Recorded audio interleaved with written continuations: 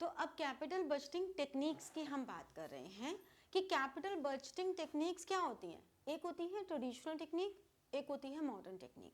ठीक है, traditional technique में हमारे पास दो ही मेथड्स हैं, पे back and average rate of return, जबकि मॉडर्न टेक्निक हमारी में 4 मेथड्स हैं। मॉडर्न टेक्निक्स को हम डिस्काउंटिंग टेक्निक्स भी कहते हैं।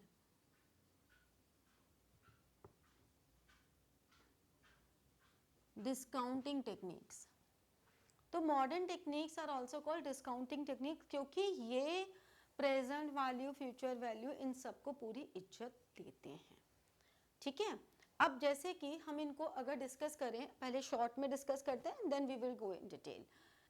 तो पे बैक पीरियड में सबसे पहले क्या होता है, being a very non finance person, if I ask you कि गिव मी 2 लाख रुपीज़, तो तुम मुझसे सबसे पहला सवाल क्या करोगे कि मुझे रिटर्न कितना मिल जाएगा, पहला, और दूसरा ये पैसा मेरा कितने दिन में वसूल होगा। मतलब if I invest in some project, तो मुझे सबसे पहले बात ये होगी कि मेरे 2 लाख रुपए कब आ जाएंगे, पे बैक कितने दिन में होगा।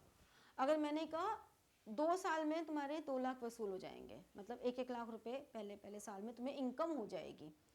अच्छा, मैंने 2 लाख लगाए, 1-1 साल में मुझे हो गई, यानी कि मुझे 2 साल के बाद प्रॉफिट आना स्टार्ट होगा, यही मतलब हुआ। तो इस तरह से पे बैक पीरियड में हमें यही कैलकुलेट करना है कि in how much time the amount invested will be come back to the firm.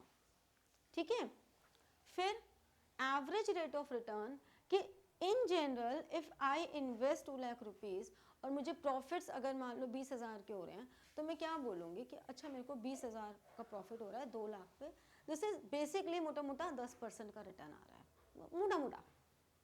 ठीक है, अभी इसमें हमने टाइम वैल्यू को कंसिडर नहीं किया है, कुछ भी डिस्कस नहीं किया है, बिल्कुल मोटा मोटा निकाल दिया।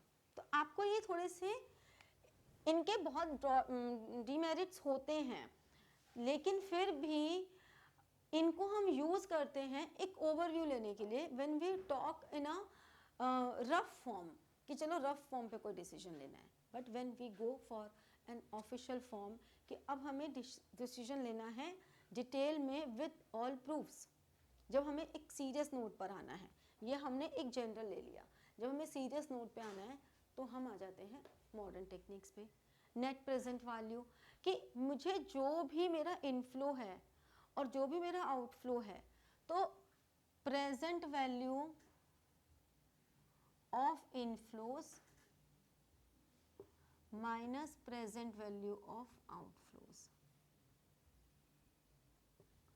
Present value of inflows and present value of outflows.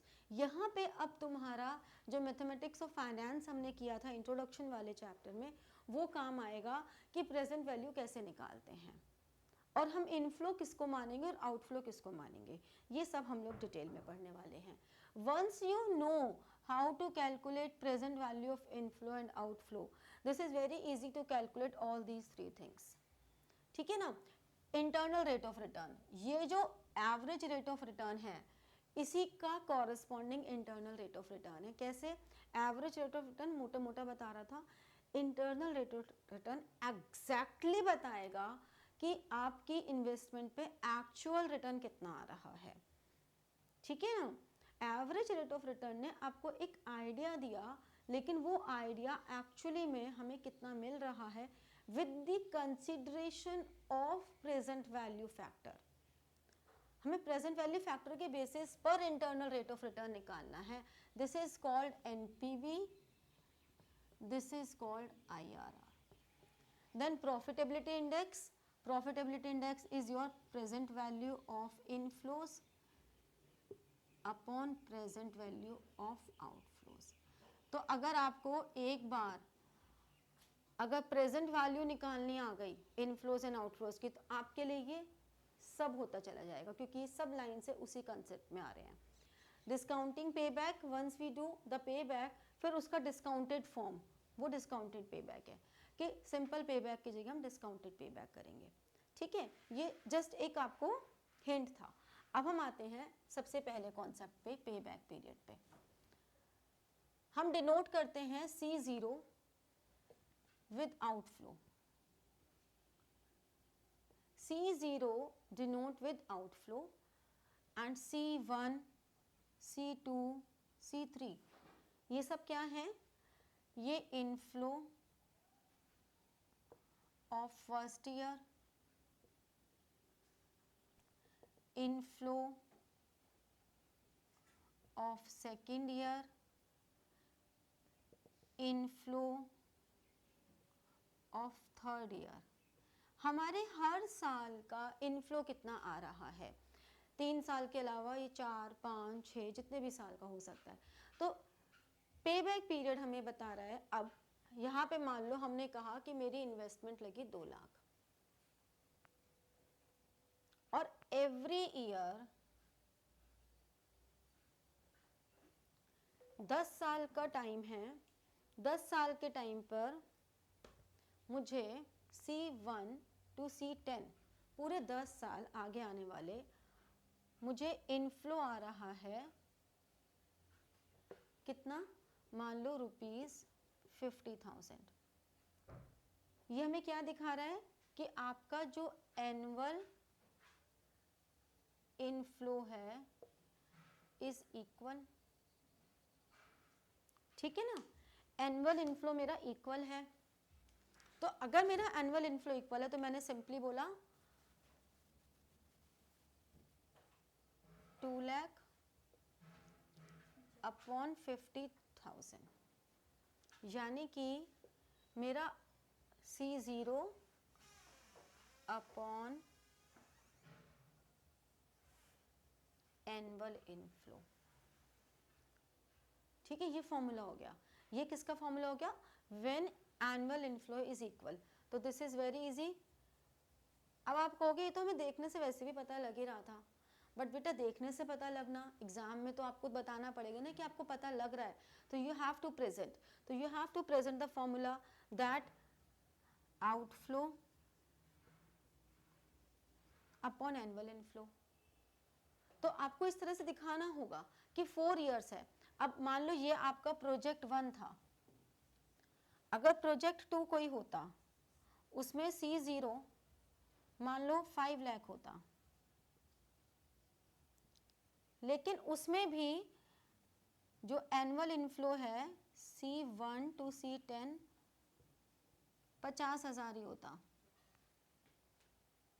तो हमारी इसमें इन्वेस्टमेंट ज़्यादा आ रही है और हमारा पे बैक पीरियड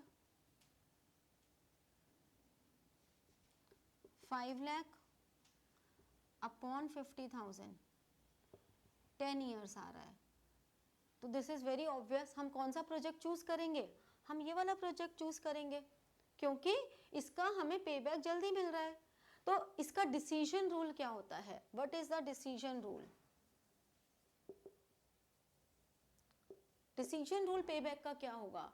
पे बैक का डिसीजन रूल होगा lower the pay back period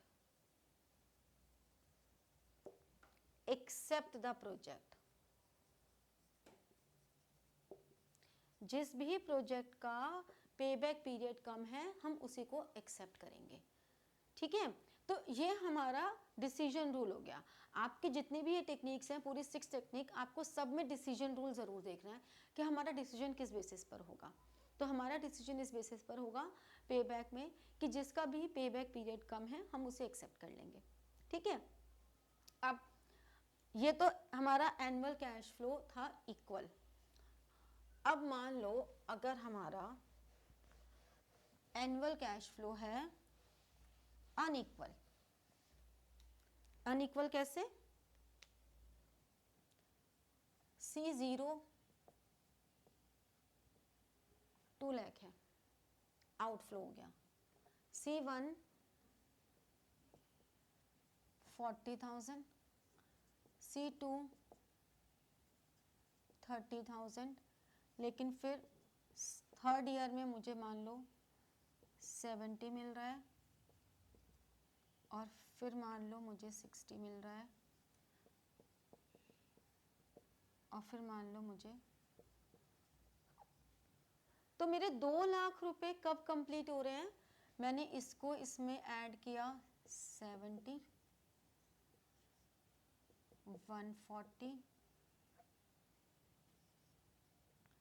2 lakh, यहाँ पर आके मेरे पूरे 2 लाख हो गए, तो यानी कि 4 इयर्स हो गया। लेकिन कोई ज़रूरी थोड़ा है कि हमें एग्जैक्ट अमाउंट आए, हमारा अमाउंट इनएग्जैक्ट भी तो आ सकता है। इनएग्जैक्ट का मतलब ये ऐसे भी तो कुछ हो सकता था,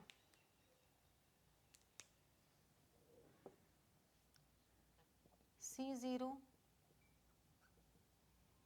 2 लाख है, लेकिन C1 मान लो 40,000, C2 मान लो 60, C3 मान लो 70 और C4 मान लो 1 लाख और C5 मान लो। ऐसा भी तो हो सकता था ये। अब यहाँ पे क्या हो रहा है, जब मैंने इसको यहाँ पे लिया तो ये आ गया 1 लाख, जब मैंने इसको इसमें ऐड किया तो ये आ गया 170, लेकिन जैसे ही मैं इसको ऐड करूंगी 270, 2 लाख से ज़्यादा है। तो अब हमें कम कितना पड़ रहा है 170 के बाद 30,000। देखो इसके लिए होने को फॉर्मूला भी है, बट मैं ये प्रेफर करूंगी कि फॉर्मूला की जगह लॉजिक समझ लो, क्योंकि फॉर्मूलाज लर्न करने लगोगे तो आगे अभी बहुत सारे फॉर्मूलाज आएंगे जहां मैंडेटरी है फॉर्मूला लर्न करना। तो जहां अवॉइड कर सकते हो वहां अवॉइड करो, लॉजिकल थिंकिंग पे चलो। कैसे चलोगे, अगर मुझे 30,000 कम पड़ रहे हैं और अगले साल मुझे 1 लाख मिल रहा है, just take a unitary method कि अगर मुझे 1 लाख 12 महीने में मिल रहा है तो मुझे 30,000 कितने में मिलेगा, 12 अपॉन 1 लाख इंटू 30,000, हम ऐसे कह सकते हैं। तो यानी कि मैंने कहा, और ये हमारा हो गया 3.6 मंथ्स, ठीक है, 3.6 मंथ्स। तो हम ये कह सकते हैं कि ये तो हमारे कितने साल थे, 1, 2 एंड 3, तो हम ये कह सकते हैं 3 इयर्स एंड 3.6 मंथ्स। या मैं इसको ऐसे भी कर सकती हूँ कि 12 मंथ्स की जगह 1 ईयर ले लिया, 1 अपॉन 1 लाख इंटू 30,000, तो हम ये कह सकते हैं 3.3 इयर्स, कह सकते हैं ना 3.3 इयर्स। इसको जब हम सॉल्व करेंगे तो 3/10, इसको सॉल्व किया तो इस हिसाब से अगर हमारा एनुअल पे बैक इक्वल नहीं है तो हमें उसको एक टेबुलर फॉर्म में कन्वर्ट करके क्यूमुलेटिव निकालना पड़ता है। ये हमारा क्यूमुलेटिव इनफ्लोज हैं।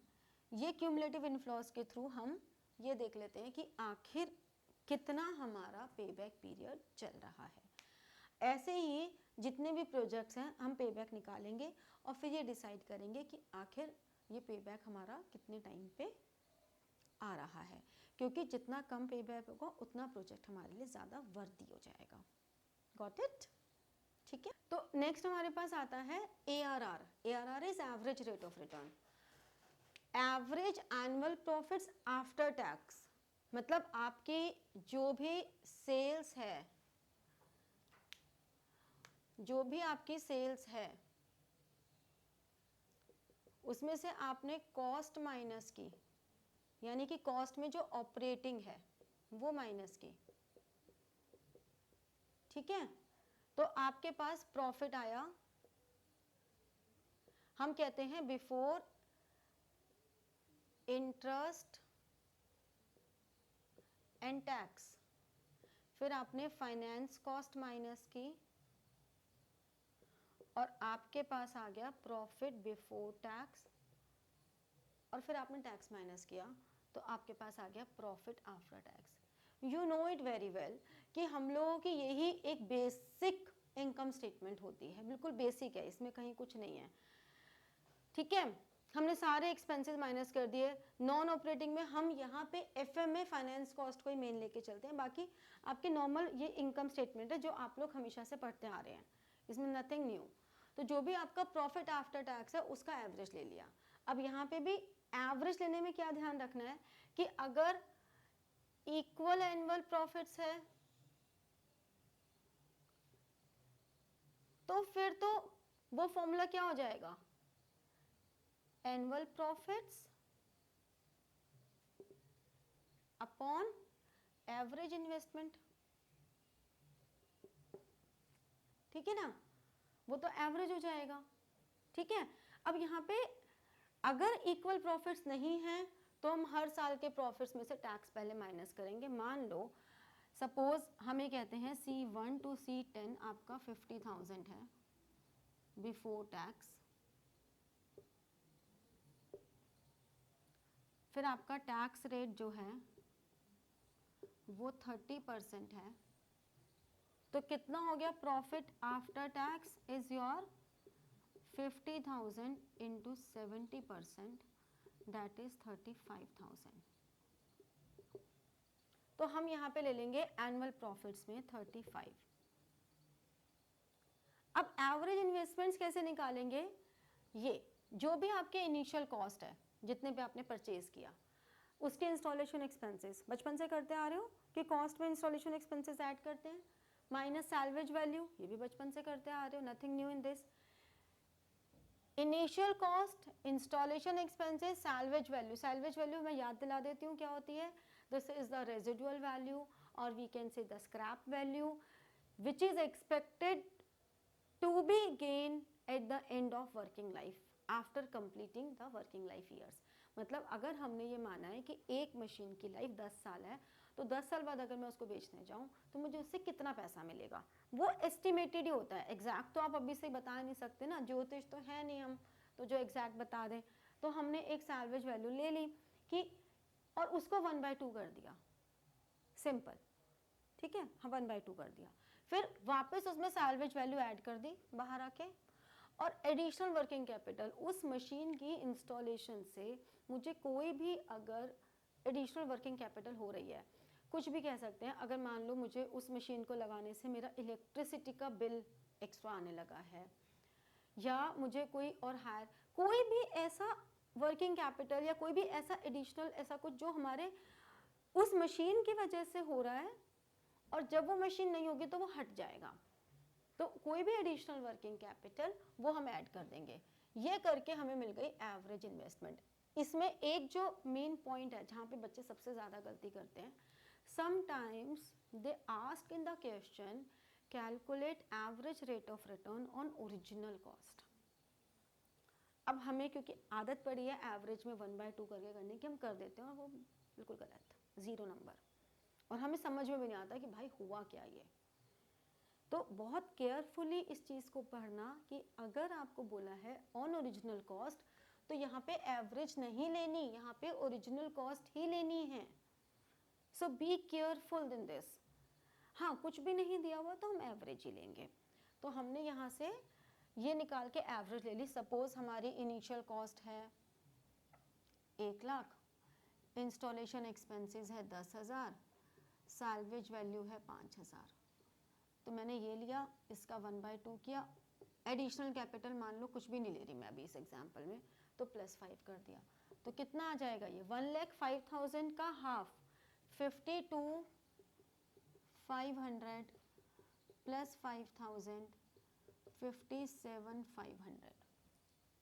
तो मैंने यहाँ पे लिखा 35 अपॉन 57,500 इंटू 100, ये हमने निकाल लिया।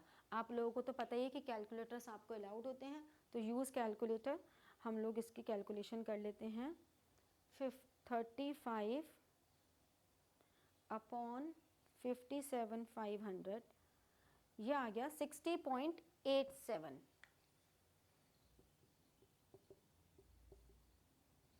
ये हमारा एवरेज रेट ऑफ रिटर्न है, ठीक है, इतना हमें रिटर्न आ रहा है।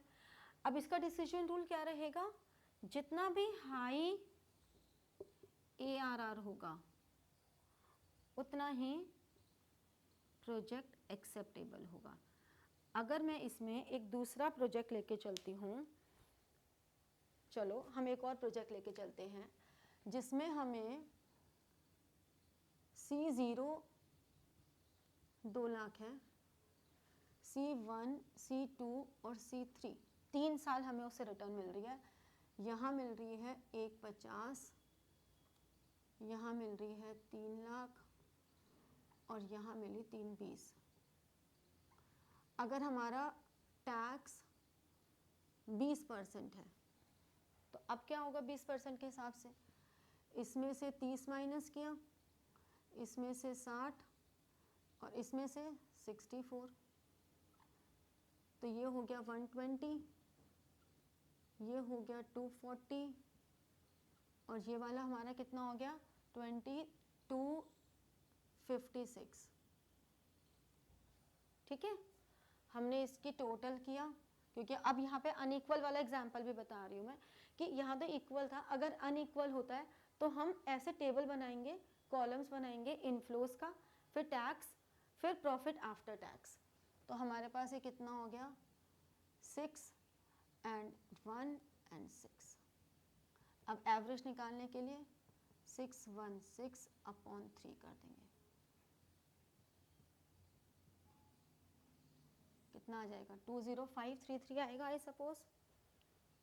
616/3 दिस इज 205, हाँ 205,333 ये आ गया। अब मुझे इस प्रोजेक्ट में मान लो और कुछ भी नहीं दिया हुआ, देखो यहाँ पे ना तो मुझे कोई स्क्रैप वैल्यू दी है, ना मुझे कोई इंस्टॉलेशन चार्जेस दिए हैं, तो मेरे पास एक ही फिगर है। तो मैंने क्या कहा कि 205,333/2 लाख का हाफ कर दिया 1 लाख इंटू 100, ज़बरदस्त रिटर्न मिल रहा है 1 लाख पे। 205 ऐसे प्रोजेक्ट को तो हम हाथ पकड़ के लेंगे जहाँ पे हमें 200% का रिटर्न मिल रहा है। ठीक है ना, ये बहुत ही हाइपोथेटिकल फिगर है, ऐसी फिगर्स जनरली नहीं आती हैं। कोई भी ARR जो है ना वो 50, 60, 20, 30, 25 ऐसे ही रहता है, ये बहुत ही हाइपोथेटिकल है, तो ऐसे मत सोचना कि ओहो इतना आ जाता है। बट हाँ एक्चुअली में भी अगर इतना आता है तो वेरी ऑब्वियस है, अगर मुझे 2 प्रोजेक्ट्स हैं मैं उसी को एक्सेप्ट करूँगी। ठीक है ना, तो बेसिकली हमें ARR के केस में क्या देखना है, जितनी high average rate of return होगी उतना लेना है। दूसरा पॉइंट हमें ध्यान रखना है कि जितना हमें ओरिजिनल कॉस्ट अगर बोला है तो ओरिजिनल कॉस्ट को ही कंसिडर करना है, ये बात ध्यान रखनी है आपने। ठीक है, तो अब हमें नेक्स्ट करनी है डिस्काउंटिंग टेक्निक्स। डिस्काउंटिंग टेक्निक्स में सबसे पहले मैंने बोला कि हम करते हैं एनपीवी। एनपीवी को अभी मैंने बताया ना, net present value which is present value of inflows minus present value of outflows. ठीक है, अब ये जो प्रेजेंट वैल्यू ऑफ इनफ्लोज है इसको भी हम 2 पार्ट्स में डिवाइड कर देते हैं। एक हमारी होती है सबसीक्वेंट रेगुलर, या हम कह सकते हैं रिकरिंग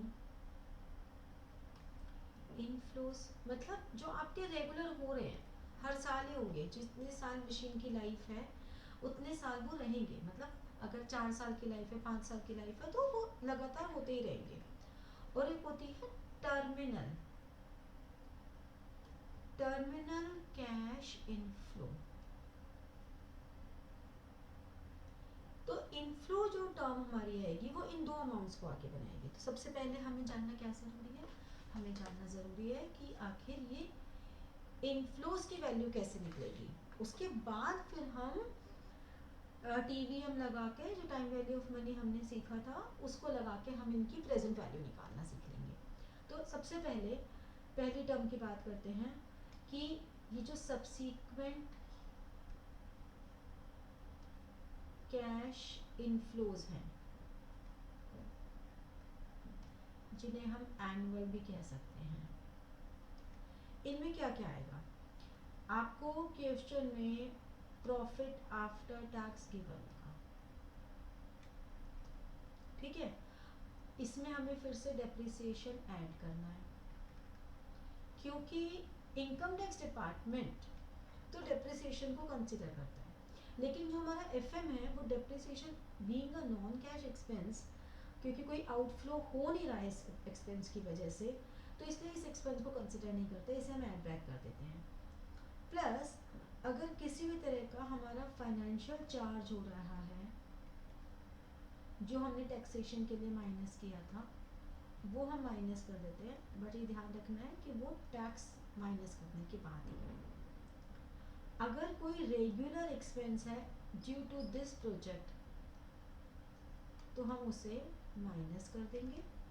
और अगर कोई कैपिटल एक्सपेंडिचर और हो रहा है, भाई एक तो आपका इनिशियल हो ही रहा है, इनिशियल के अलावा अगर कोई और भी कैपिटल एक्सपेंडिचर हो रहा है तो वो भी माइनस कर देंगे।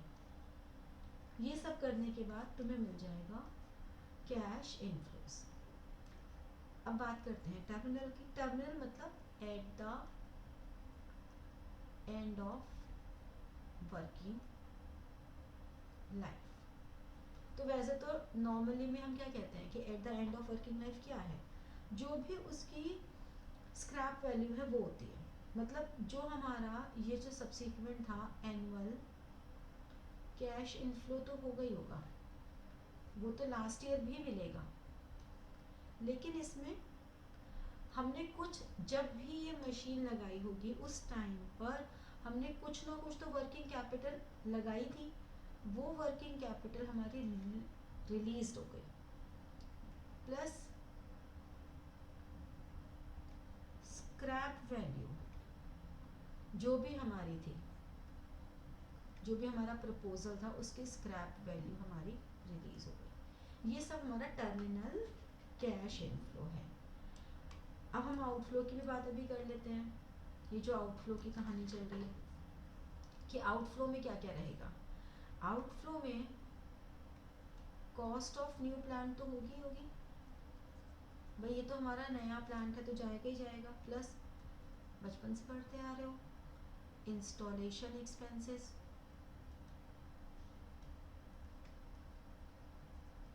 ये तो होंगे ही होंगे। लेकिन इसके साथ साथ और भी आइटम्स हैं जो कि हमारी आउटफ्लो में जाएंगी, ये तो हमारा मेजर चीज़ है। इसके अलावा क्या क्या जाएगा? एक तो कोई और अदर कैपिटल एक्सपेंडिचर, मैंने सिस्टम लगाया, पूरा एक कंप्यूटर सिस्टम मैंने लगाया, उस कंप्यूटर सिस्टम के साथ मेरे को और जो कैपिटल एक्सपेंडिचर करना पड़ा, वायरिंग एंड ऑल वो सब, चलो थोड़ा बड़ा सोचते हैं। हमने कोई फैक्ट्री लगाया, अब उस फैक्ट्री की जो वेस्टेज है उसको ड्रेन करने के लिए हमें एक ड्रेनेज सिस्टम भी लगाना पड़ा। सिर्फ वो फैक्ट्री में जो प्लांट लगाया दैट इज़ नॉट सफिशिएंट ना, उस प्लांट की वेस्टेज के लिए भी तो हमें कुछ आउटलेट्स चाहिए, उसके लिए हमने जो कैपिटल एक्सपेंडिचर किया। प्लस हो सकता है उस प्लांट से रिलेटेड कुछ हमारी अदर एडिशनल वर्किंग कैपिटल हुई हो, जो हमने यहाँ पे रिलीज किया ना इनफ्लो में, अभी वो आउटफ्लो में जा रहा है बिकॉज अभी तो हमारी वर्किंग कैपिटल लगी रही है। अब जो हमने पुराने वाला बेचा, उस पुराने वाले को अगर हमने लॉस पे बेचा है तो हमें क्या होगा, टैक्स बेनिफिट होगा। लेकिन अगर हमने उसे गेन पे बेचा है तो capital gain tax on sale of existing machine या प्लांट, जिसके बारे में भी हम बात कर रहे हैं, वो ऐड कर देंगे क्योंकि वो कॉस्ट लग गई। लेकिन अगर कोई टैक्स बेनिफिट हो गया हमें, क्योंकि तुम्हें याद है ना कि हम इसमें हमेशा अपॉर्चुनिटी कॉस्ट को भी कंसिडर करके चलते हैं, तो ये टैक्स बेनिफिट भी तो हमें हुआ, tax benefit on account of what, on account of capital loss. On sale of old plant, जो भी हमने एग्जिस्टिंग ओल्ड प्लांट था उसमें हमें जो भी टैक्स बेनिफिट हुआ है, प्लस हम वो भी माइनस कर दें कि अगर हमारी सैलवेज वैल्यू आज की डेट में, या हम कह सकते हैं selling price of existing plant, अगर हम आज की डेट में उसे सेल करें तो हमें क्या मिलेगा, उतने से हमारा कॉस्ट कम हो जाएगा ना। मैंने नया प्लांट लगाया, पुराना प्लांट मेरा मान लो थोड़ा पैसों में बिक गया, तो मेरी प्रेजेंट कॉस्ट तो कम हो जाएगी ना। मैंने एक नया एसी खरीदा 40,000 का, सॉरी 40,000 का, पुराना एसी मेरा गया 5,000 में, तो भैया 35,000 का ही तो पड़ा मुझे एसी। तो इस तरह से हम प्रेजेंट वैल्यू निकालना सीखते हैं, ठीक है। अब हम एक न्यूमेरिकल क्वेश्चन करके देखते हैं, जिससे कि हम इन इनफ्लोज एंड आउटफ्लोज की प्रेजेंट वैल्यू निकालेंगे और फिर उसके आगे के क्वेश्चंस हम कैरी ऑन करेंगे, ओके। तो अब जैसे ही क्वेश्चन है तुम्हारे सामने कि a company requires an initial investment of 40,000, ठीक है, यानी कि ये हमारा कैश आउटफ्लो हो गया। कॉस्ट ऑफ कैपिटल यानी कि रेट ऑफ रिटर्न हमें दिया हुआ 10%। हमें बोला गया कि नेट कैश फ्लो हमारे पास है कितना,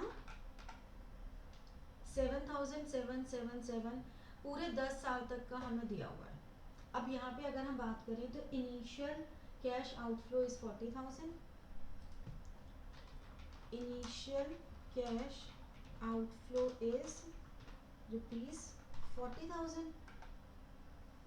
अगर हम इनफ्लोज की बात करें तो फर्स्ट ईयर से लेकर ये जो 9 ईयर्स तक है, ये सारा आपका है सब्सिक्वेंट कैश इनफ्लोज, और जो 10th ईयर का है ये है टर्मिनल कैश इनफ्लो, ठीक है।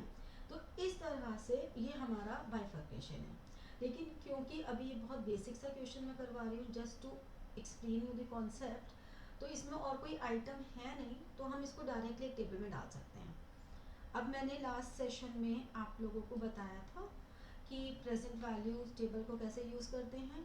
अब क्योंकि यहाँ पे हर साल अलग अलग है, 5 साल सेम है लेकिन आगे के अलग हैं, तो we will see present value factor table. उसमें हम देखेंगे 10% पर n ईयर्स, मतलब पहले साल तुम देखोगे कि 10% पे फर्स्ट ईयर की वैल्यू कितनी है, दैट वुड बी 0.909। देखिए, देखते जाओ, साथ साथ में देखते जाओ, टेबल ओपन करो, प्रेजेंट वैल्यू फैक्टर टेबल को ओपन करो और ओपन करके साथ साथ देखते जाओ, तो तुम्हें टेबल देखनी आ जाएगी। फिर देखो सेकेंड ईयर की table, present value factor table में 10% पे लाइन से वैल्यूज देखते जाओ, तुम्हें सेकेंड ईयर की मिलेगी 0.826, फिर मिलेगी 751, फिर मिलेगी 683, फिर मिलेगी 0.621, और नेक्स्ट देखो है 564, 513। मिल रही है कि नहीं मिल रही? किसी को भी कुछ इसमें दिक्कत आए तो कमेंट सेक्शन में दे देना बच्चे, बिकॉज एक्चुअली मैंने अपना प्रॉमिस थोड़ा देर से निभाया है, तो आप लोगों के पास अभी टाइम नहीं है ज़्यादा, तो आप लोग मुझे कमेंट सेक्शन में या मेरी मेल आईडीज़ पे किसी भी सोशल मीडिया पे तो मुझे कांटेक्ट कर सकते हो अपने डाउट्स के लिए। अब हम निकालेंगे प्रेजेंट वैल्यू।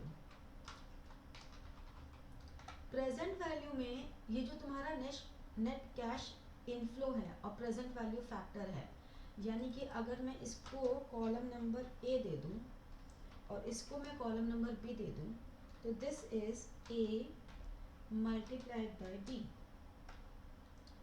ठीक है। तो हमने दिस मल्टीप्लाइड बाय दिस कर दिया, दिस इज 6363, और मैंने इसको पूरा यहाँ तक ले आई, सारा मल्टीप्लाई हो गया। अब मेरे पास total inflow, in fact present value of total inflow, ये आ जाएगा, क्या आ जाएगा, सम। This is your 48,961। हमें क्या निकालनी है, एनपीवी। एनपीवी का फॉर्मूला था present value of inflow minus present value of outflow. Outflow को तो कोई और है ही नहीं, वैल्यू की जरूरत ही नहीं अलग से, क्योंकि वो तो प्रेजेंट डे में ही हो रही है, तो वो तो 1 ही रहेगी, आज की डेट में ही हम खर्च कर रहे हैं तो वही रहेगी एज इट इज। ये आ गया 8961, ठीक है ना। ये तुम्हारे पास एनपीवी की वैल्यू आ गई। तो प्रेजेंट वैल्यू भी हमेशा रुपीस में ही होती है, ये ध्यान रखना। देखो ये सब साइन तो तुम्हारे हमेशा तुम्हें ध्यान रखने ही है कि रुपीस का साइन डालना है। तो ये तुम्हारी प्रेजेंट वैल्यू आ गई। अब देखो इसी में मैं तुम्हें जो हमने अभी किया था कि पे बैक पीरियड कैसे निकालना है, अगर मैं इसमें सिंपल पे बैक पीरियड निकालती तो 40,000 मेरे देखो 5 साल में तो हो जाते, तुम देख रहे हो 5 इयर्स में हमारे पास 35,000 कंप्लीट मिल जाते हैं। अब रिमेनिंग कितना बचा, रिमेनिंग रहा 5,000 40 में से, और हमारे पास 6th ईयर में आए हैं 8,000। तो सिंपल सी बात है, यूनिटरी मेथड लगा दो कि 8,000 अगर 1 ईयर में है तो 5,000 1/8,000 इंटू 5,000 निकल जाएगा ना। ये आ गया 5.62 ईयर्स, ठीक है ना। तो 5.62 ईयर्स 5.6 ईयर्स में कह सकते हैं, यानी कि 5 ईयर्स एंड 6 मंथ्स भी कह सकते हैं ऑलमोस्ट। तो हम ये कह सकते हैं कि 5.62 इसका नॉर्मल पे बैक है। अब अगर मुझे इसका डिस्काउंटिंग पे बैक निकालना होता, ये आप नोट कर लेना स्क्रीन को पॉज करके, ठीक है, मैं अभी इरेज कर रही हूँ। तो डिस्काउंटिंग पे बैक के लिए हम कहते हैं कि फर्स्ट ईयर में 6363 है, सेकेंड ईयर में दिस प्लस दिस। तो ये वाली वैल्यू को जब हम इसको करें ड्रैग, जरा देखें, अभी और नीचे लाएं, अभी और नीचे लाएं, यानी कि जब हमने नॉर्मल पे बैक निकाला था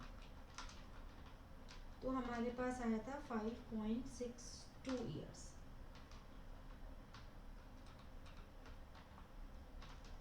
अब जब हम डिस्काउंटिंग पे बैक निकाल रहे हैं सेम प्रोसेस रहेगा।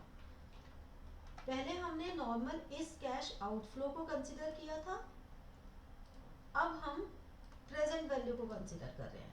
The only difference is this, हमने कहा 36,172 remaining, again same thing, remaining कितना रहा 40 माइनस 36,172, 3828 हो गया, ठीक है ना।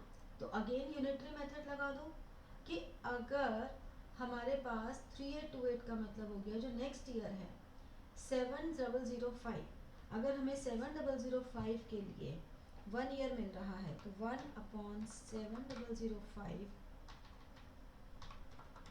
इंटू 3828, तो 1/7005 इंटू 3828, इट इज 54। तो हम ये कह सकते हैं कि कितने साल 7.55 कह सकते हैं ईयर्स। तो देख रहे हो कितना डिफरेंस आया है, 7.55 ईयर्स। सी द डिफरेंस कि 2 साल का अराउंड हमें फर्क पड़ गया, यानी कि हम भ्रम में जी रहे थे कि भाई हमें तो 5.5 साल में पे बैक हो जाएगा, एक्चुअली में पे बैक हमें 7.5 सालों में हो रहा है। तो इस तरह से हम एनपीवी निकाल लेते हैं। एक और मैंने तुम्हें बताया था प्रॉफिटेबिलिटी इंडेक्स। प्रॉफिटेबिलिटी इंडेक्स का फॉर्मूला क्या बताया था, मैंने कहा था ना एक बार प्रेजेंट वैल्यू निकालने आ गए तो सब कुछ हो जाएगा। Inflow present value of inflows upon present value of outflows. तो हमारी प्रेजेंट वैल्यू ऑफ इनफ्लोस कितनी है 48,961 अपॉन 40,000। तो हम इसको is equal to 48,961 divided by 40,000, this is 1.22। तो हम ये कहते हैं कि अगर प्रेजेंट प्रॉफिटेबिलिटी इंडेक्स 1 से ज़्यादा है then that project must be accepted. तो अब हम यहाँ पे क्या कह रहे हैं, क्योंकि NPV is positive, therefore project should be accepted. PI is more than 1, therefore project should be accepted. Payback period हमारा कंपैरिजन के लिए ज़्यादातर यूज़ होता है। यहाँ पर हम ये नहीं कह सकते कि हाँ इसका पेबैक पीरियड अच्छा है या बुरा है, हम सिर्फ ये कंपेयर कर सकते हैं कि अगर हम विदाउट डिस्काउंटिंग करेंगे और डिस्काउंटिंग करेंगे तो पेबैक कैसा रहेगा। एक और मेथड मैंने बताया था, वो हमने कहा था कि ये IRR, internal rate of return. Internal rate of return में होता क्या है, आपको जो ये 10% दिया हुआ है ना, तो आपको ये देखना है कि आपकी इन्वेस्टमेंट से एक्चुअली में कितना रेट ऑफ रिटर्न आ रहा है, और फिर वो 10% से ज़्यादा है या कम है। तो इंटरनल रेट ऑफ रिटर्न के लिए हम एक मेथड यूज़ करते हैं, ट्रायल एंड एरर मेथड। जैसे कि अभी तुमने ये 10% पे निकाली, NPV पॉजिटिव है, अब हमें एक वैल्यू वो चाहिए जिसपे NPV नेगेटिव हो, तो मैं 10% से ऊपर लूँ। मान लो ये पॉज करके स्क्रीन, आप इसको नोट डाउन कर लेना। मैं यहाँ पे लेती हूँ कि प्रेजेंट वैल्यू फैक्टर 15% पे लिया, ठीक है। प्रेजेंट वैल्यू फैक्टर 15% पे देखना शुरू करो, तो तुम्हें फर्स्ट वैल्यू गई ईयर 1 पे देखना 0.870, ठीक है, 0.756,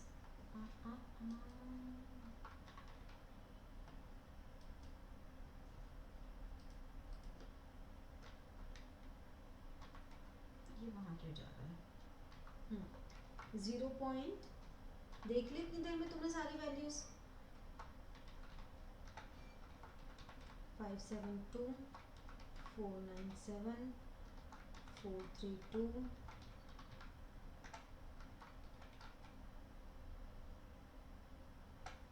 और 90 है 284, 247, ठीक है। अब हमने कहा प्रेजेंट वैल्यू 15% पे कितनी है अभी, सेम चीज करेंगे, दिस मल्टीप्लाइड बाय दिस, हमने इसको कर दिया, ठीक है। यहाँ पे हमने कह दिया सम,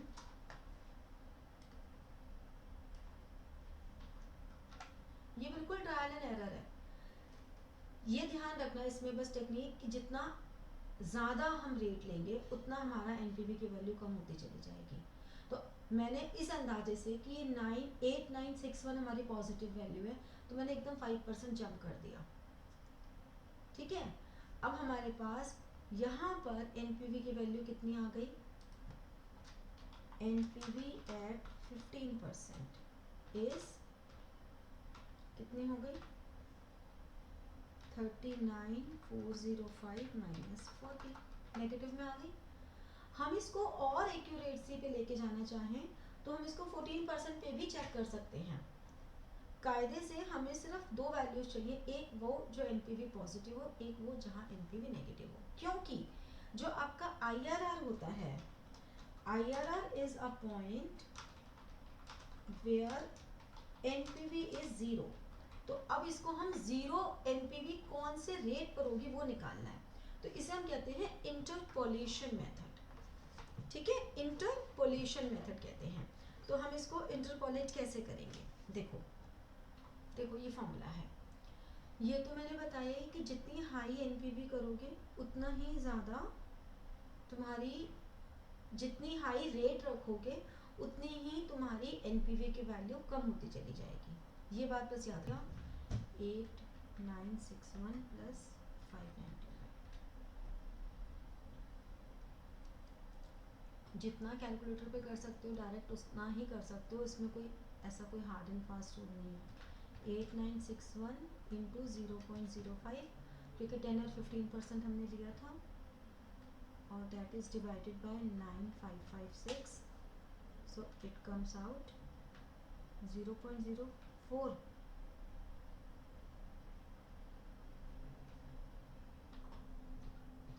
0.10 प्लस 0.46, ठीक है, प्लस 0.10,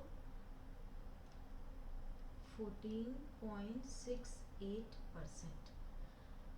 अब अगर ये 14.68% है और हमारी जो अपॉर्चुनिटी कॉस्ट है वो जबकि है 10%, तो हमें इसका मतलब इस प्रोजेक्ट से ज़्यादा IRR मिल रही है। Got it? तो इस तरह से हम इन सारे फॉर्मूलाज को यूज़ करते हैं। अब क्वेश्चंस की वैरायटी बहुत होती है, मैंने आपको फॉर्मूलाज को यूज़ करना सिखा दिया। अब जब क्वेश्चंस की वैरायटी आप देखोगे तो उसमें आपने बहुत सारे तरह के क्वेश्चंस होंगे, जैसे कि आपको स्क्रैप वैल्यू भी गिवन होगी, टैक्स भी गिवन होगा। हम लोग एक क्वेश्चन और वैसा भी कर लेते हैं सो दैट आपको उस तरह के कॉन्सेप्ट्स भी क्लियर हो जाएं। अभी वाला क्वेश्चन पढ़ो। XYZ is considering the introduction of new product. It is estimated that profits before depreciation would increases by 120 each for the first 4 years and 60,000 for the remaining period.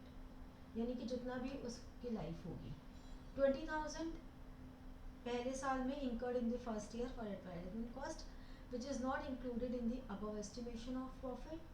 The cost will be allowed for tax purpose in the first year.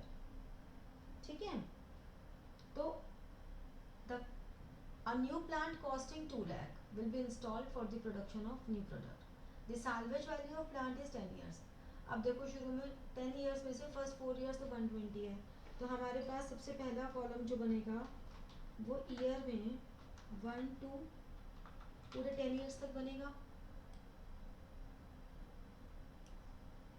ठीक है, पहले साल उन्होंने कहा पहले 4 साल 1,20,000 है, जिसमें पहले साल 20,000 का एडवर्टाइजमेंट भी है, तो हमने कहा ओके,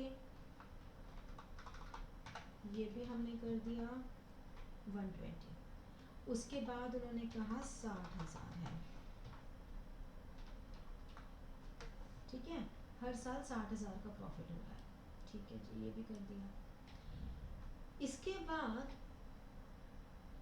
स्क्रैप वैल्यू इस मशीन की 40,000, अब वर्किंग कैपिटल इन्वेस्टमेंट 20,000 जो हमें required in the year of installing.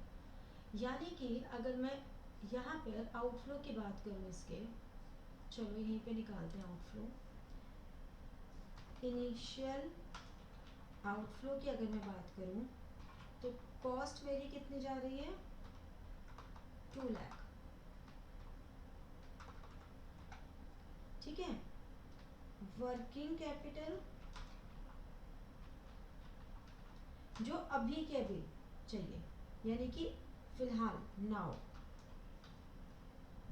वो हमारे पास है 20,000 और वर्किंग कैपिटल ये हमें चाहिए after next year, after 1 year भी क्या बोलेगा नेक्स्ट ईयर में, फॉलोइंग द ईयर। तो इसकी हमें प्रेजेंट वैल्यू लेनी पड़ेगी। ये दोनों जो कॉस्ट और वर्किंग कैपिटल अभी की है, ये तो अभी की बात हो गई, अभी की बात हो गई, इसलिए हम इसमें कुछ नहीं करेंगे, मल्टीप्लाइड बाय 1 ही रहेगा। लेकिन ये तो नेक्स्ट ईयर की है, तो हमें इसको प्रेजेंट वैल्यू से, जो भी प्रेजेंट वैल्यू होगी उससे मल्टीप्लाई करना पड़ेगा। अभी हम प्रेजेंट वैल्यू टेबल देखेंगे तब पता लग जाएगा। ठीक है, अभी हम यहाँ पे लिख के रख लेते हैं कि हमारे पास 15,000 होगी जिसे हमें मल्टीप्लाई करना होगा अभी। चलो आगे करते हैं। आगे आया the companies tax rate is 50%। अब हमें इन्होंने ये बोला ही हुआ है कि it is estimated that profits before depreciation would increases by, before depreciation का मतलब है ये हमारा है प्रॉफिट बिफोर डेप्रिसिएशन, हमें डेप्रिसिएशन निकालना होगा, फिर प्रॉफिट बिफोर टैक्स आ जाएगा, फिर हमें प्रॉफिट आफ्टर टैक्स निकालना होगा, फिर हमें कैश फ्लो निकालना होगा जो कि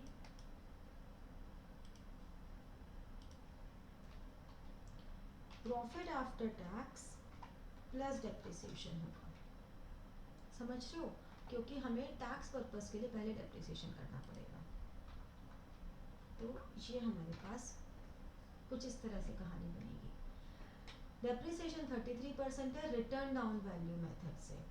तो याद है रिटर्न डाउन वैल्यू मेथड क्या है, 1/3 1/3 हम करेंगे हर साल रिमेनिंग पर, यानी कि पहले साल डेप्रिसिएशन 2 लाख पे मैंने 1/3 लगाया तो मेरा आया 66,667। दूसरे साल मैंने 2 लाख में से 66,667 माइनस करके जो वैल्यू आएगी उस पर डेप्रिसिएशन लगाया, ये आ गया। तो हर साल आप इसको कैलकुलेटर पे चाहे करते जाएं, हर साल हम इस साल का डेप्रिसिएशन लेस करके बचा हुआ डेप्रिसिएशन लगाएंगे। तो return down value depreciation method हमारा यूज होगा। और आप लोग भी कैलकुलेट करो, टैली करते जाओ मेरे साथ साथ। मैंने थोड़ा सा टाइम सेव करने के लिए पहले से कैलकुलेशंस करके रखी थी। तो ये आपका आ जाएगा 5853 and 3902 and 2601 and 1734। ठीक है, अब profit before tax is this minus depreciation, ये आ गया। ठीक है, अब प्रॉफिट आफ्टर टैक्स कितना परसेंट टैक्स है? 50%। यानी कि अगर ये 50% टैक्स है तो बचा हुआ हमारा 50% क्या हो जाएगा? प्रॉफिट आफ्टर टैक्स हो जाएगा, क्योंकि टैक्स रेट 50% है। तो यानी कि जो भी ये वैल्यू आ रही है इसको हमने कर दिया 2 से डिवाइड। ठीक है, या 0.5 भी कर सकते हैं।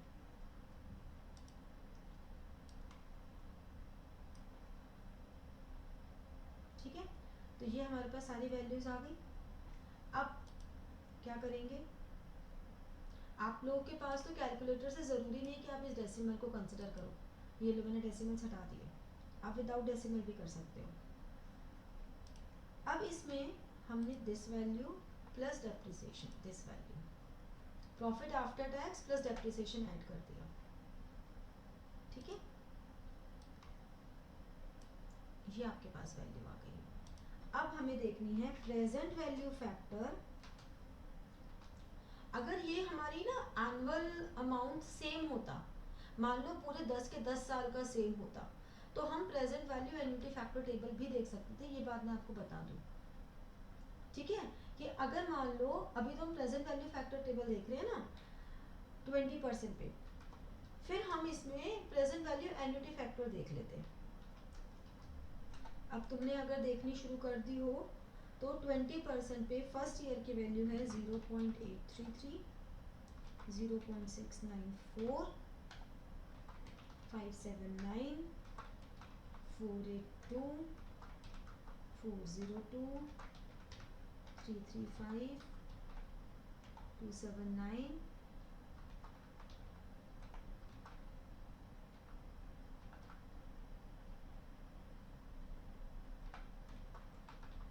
ये होगी वैल्यूज। तो हमारे पास प्रेजेंट वैल्यू कितनी आ गई? This multiplied by this.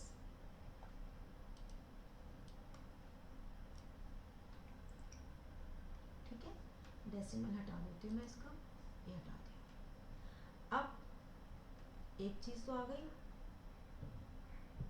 ठीक है, इसको हमने ऐड कर दिया।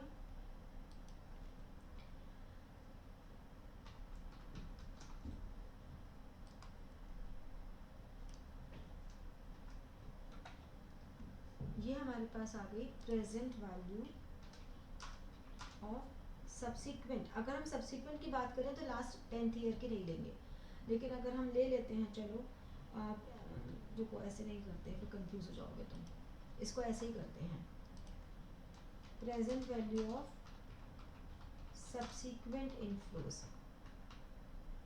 इसमें क्या रहेगा? First to 9 years। Present value of terminal inflow. ठीक है, तो इसमें एक तो हमारे पास एनुअल था 5000, फिर वर्किंग कैपिटल रिलीज हुई है ना हमारे पास, वर्किंग कैपिटल रिलीज्ड कितनी हुई है? वर्किंग कैपिटल हमारे पास रिलीज्ड 20,001 और 15,001, 35,000 इंटू 0.162, क्योंकि लास्ट ईयर की वैल्यू लेंगे। स्क्रैप वैल्यू कितनी थी? स्क्रैप वैल्यू 40,000 इंटू 0.162, तो यानी कि total present value of terminal inflow कितनी हो गई इन सबको ऐड करके? तो हम क्या कह सकते हैं, प्रेजेंट वैल्यू ऑफ आउटफ्लो भी निकाल लेते हैं पहले। सेकेंड ईयर की वैल्यू कितनी थी, जो हमारा बेसिकली नेक्स्ट फॉलोइंग ईयर की वैल्यू 0.833,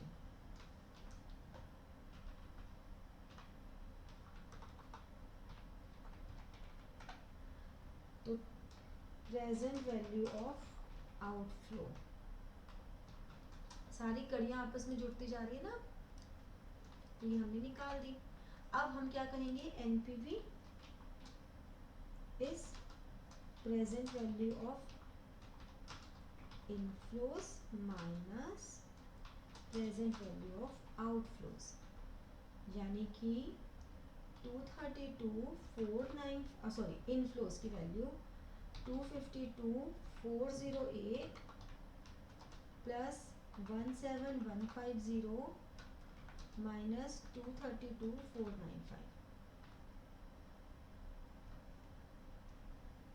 ठीक है। तो हमारे पास इसका डिफरेंस आ जाएगा 37,063, ये हमारे पास नेट प्रेजेंट वैल्यू आ गई। और इसी तरह से तुम बाकी सारे फॉर्मूलाज लगा के और वैल्यूज भी निकाल सकते हो। ध्यान रखना है कि अगर हमें नेट प्रेजेंट वैल्यू निकालनी है और हमें एनुअल कैश फ्लो इक्वल दिया हुआ है, स्ट्रेट लाइन मेथड डेप्रिसिएशन का होता, प्रॉफिट्स भी इक्वल होते, तो हम प्रेजेंट वैल्यू एन्युटी फैक्टर देखते। फाइन, समझ में आ गई बातें? तो इस तरह से अब आपके पास कैपिटल बजटिंग टेक्निक्स के मैंने आपको सारे मेथड्स बता दिए हैं। आपको कोई भी डाउट्स आते हैं, आपको किसी क्वेश्चन में डाउट आता है, आप कोई क्वेश्चन सॉल्व कर रहे हैं और आपको दिक्कत आ रही है, तो आप मुझे वो क्वेश्चन या तो कमेंट सेक्शन में दे दीजिए, बट इसके क्वेश्चन इतने बड़े होते हैं तो इट वुड बी प्रेफर कि तुम इसको मेल आईडी पे दे दो, मुझे मेल कर दो, ठीक है। Okay, thank you so much, wish you a very very good luck.